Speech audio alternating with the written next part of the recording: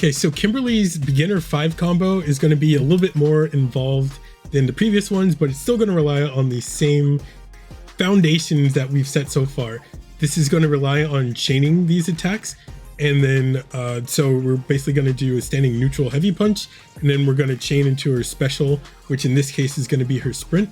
And then from her sprint, she has different options that she can do.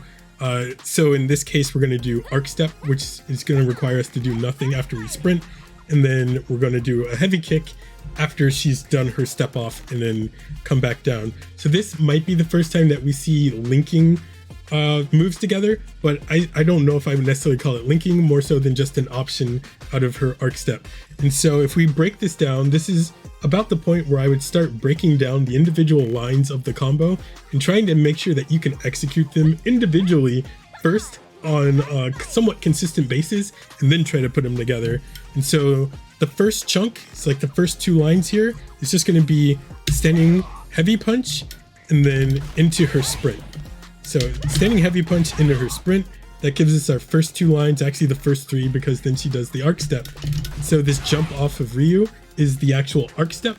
And then from the arc step, if you hit any punch, she'll do this like diving grab.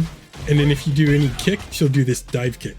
We want to put those things together. So there we just did the sprint into both the throw and the dive kick.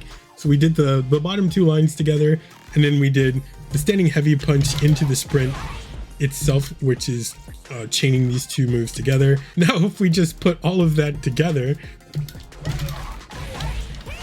boom, beginner 5 done. So again, if we just see one more example of this, heavy punch, we're going to chain that into her special, which is going to be the sprint. So we're going to do these 2 in somewhat rapid succession.